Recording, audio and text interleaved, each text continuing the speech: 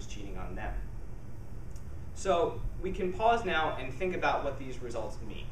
It seems that when we're looking at dreams of romantic partners or dreams of interaction with romantic partners, the daily variables matter more. But when we're looking at dreams that contain alternatives and infidelity, the global variables matter more.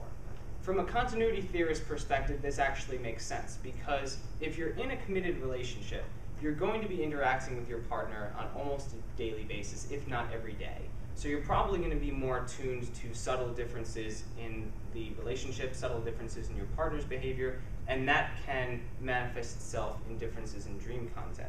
But you're probably not going to be, unless maybe you're Tiger Woods, you're probably not going to be interacting with alternatives every day. So what happens on a given day probably won't make that much of a difference. It's really about whether you're the type of person who would seek alternatives generally, or whether you're in a relationship that's maybe not going so well, and so you're going to have the wandering eyes. The exception is with dreams involving jealousy and dreams involving your partner's cheating behavior. That seems to be driven almost exclusively as a function of personal insecurity. Attachment avoidance is the best predictor here of feeling jealous in your dreams and dreaming of your partner cheating on you. Now we can do the same thing we did before, which is try to predict the next day's interactions with partners based on the previous night's dreams. And here we're back to using more standard multi-level modeling. We don't need to do the logistic anymore.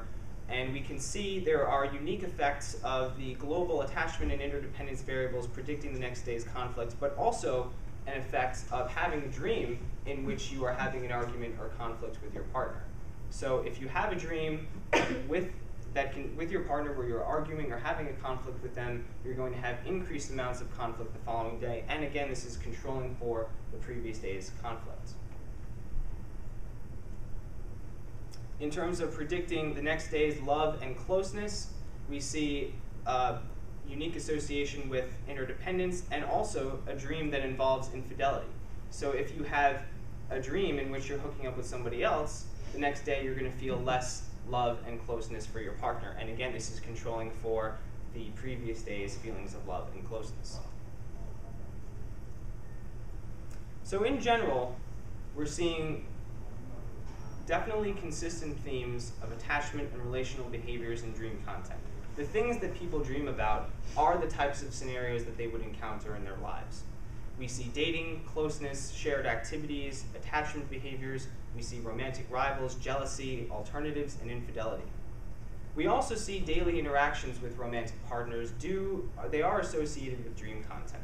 And this is evidence, both of these things are evidence for the continuity hypothesis of dreaming, the continuity theory of dreaming. There is some degree of correspondence between what happens in our lives and what we experience in our dreams. In addition to that, we see that the dreams impact the next day's interactions with people's romantic partners. And this is evidence for the social or emotional adaptation theory of dreams. So people are incorporating information, whether they're conscious of it or not, are incorporating aspects of their dreams that are bleeding over into their waking lives and their interactions with their partners. And I just want to go back and re-emphasize the first result that I talked about, which was the correspondence between the attachment working models in life and how they manifest itself, how it manifests itself in dream content. So the more people are secure, the more they understand how the secure-based script works, the more their dreams will reflect those kinds of positive interactions with their partners and positive attachment scenarios. And that is evidence for the social bonding theory of dreams. Now, the second study I have, and I'm only going to spend a little bit of time talking about this, I want to leave time for questions at the end, but I got some informal feedback from participants in the first study. And it was not in a systematic way, but when I debriefed them, some of them came in and just started free associating about their dreams and about their relationships and started saying how they noticed change. And they were now thinking of their dreams differently, they were thinking about their partners and their relationships differently. And I didn't really know what to do with that data because there wasn't enough to really do any rigorous analyses. But I did want to address the question, is there an effect of simply attending to your dreams? And is it relationship specific or is it global? What change might occur? in someone's attachment style or attachment security between time 1 and time 2, what changes might occur in relationship dynamics, interdependence, or feelings of closeness. How do people reflect on their dreams? How do people make sense of them? What themes are people aware of in terms of their dreams? Which ones do they share or not share with other people? These are all questions that I want to address with this current study. And in order to do that, we have to break down what people are doing on a day-to-day level. So I've got a 2x2 design here. On the horizontal, I have whether or not they filled out a dream diary. And on the vertical, I have whether or not they filled out a relationship diary. So on the top left, we have a control condition where they're just filling out a diary about their sleeping patterns. On the bottom right, we have basically an identical condition to the one in the first sample where they're filling out the relationship diary and the dream diary every night. I've just started, I'm in the process of collecting data for this sample. I think between 20 and 30 people. So I haven't done any actual analyses, but there are some results that I want to talk about. Okay, so let me first describe the kinds of questions we're asking them at the follow-up. When they come into the lab at time 2 and turn in the diary, we ask them to repeat all the personality and relationship measures that they completed at time 1 to see if there's any change. We ask them to fill out on Likert scales how much they felt there was a change in their relationship, how much change there is in terms of how they think about their partner, how much change they are aware of in terms of their partner thinking about them. We can also ask them open-ended questions. Ask them specifically, are there any themes that emerged? Did they have recurring dreams about specific people, environments, situations, problems, or emotions? And we can ask them how much time they spent thinking about their dreams during the day. Did they share them with anyone? Did they think about some dreams more than others, and what was different about those dreams? So here are some responses that I've gotten from people so far that I think are pretty illuminating. Here are some people from the dream diary condition. I had a few dreams that had to do with me either cheating on my boyfriend or being with someone other than him. I did not tell or want him to know about this dream mainly because he is jealous and would replay the dream over and over. I looked up what cheating on your partner in a dream means, and it said that it is your subconscious self trying to tell you that he or she is not the one. And I have not really thought about that until recently. My dreams didn't influence my life, but I think my life influenced my dreams. In most of my dreams, I could see my boyfriend but not talk to him, which is similar to our long-distance status.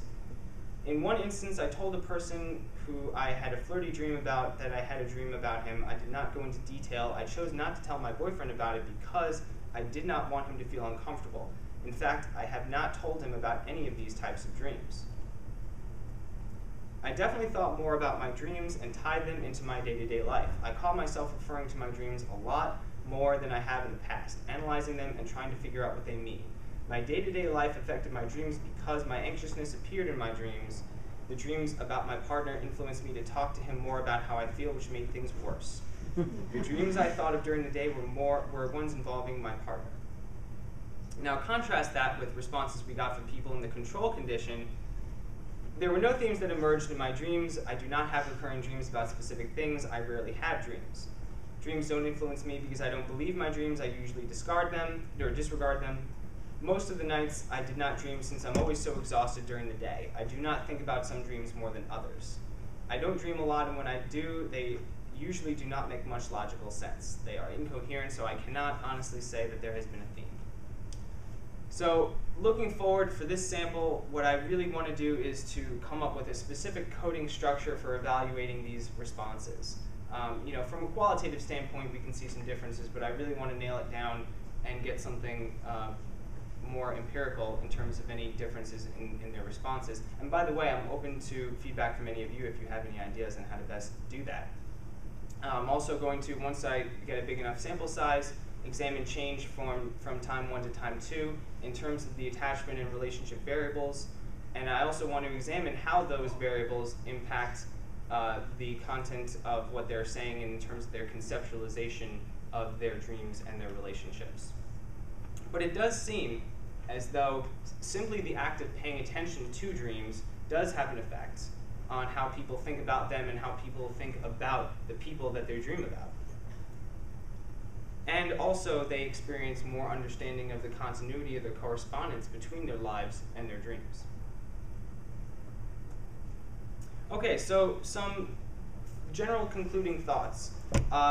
The sample was a bit skewed in terms of the gender representation. It was mostly female. I would like to see these results replicated with a more balanced sample. I suspect that they would be. There is some literature on gender differences in dreams, but a lot of it is inconclusive, given that when samples have been collected in various other settings where other social variables are different, the differences go away. The most robust findings for gender differences in dreaming are actually for aggressive and sexual themes, which fits with our conception of sex differences in life. I would also like to see, in terms of future research, looking at specific daily events, rather than people's kind of general appraisals of how much interaction, how much conflict they had. What specifically happened during the day? If they had an argument, what was it about? If they interacted with someone else, how did that interaction go? And then see if that correspondence is there between the life and between the day and the dream. I'd like to see a dyadic study done where we can look at dreams for both members of a couple, and perhaps even a developmental study where we look at change in dream content over time to see how it varies as a function of relationship length or maybe even age.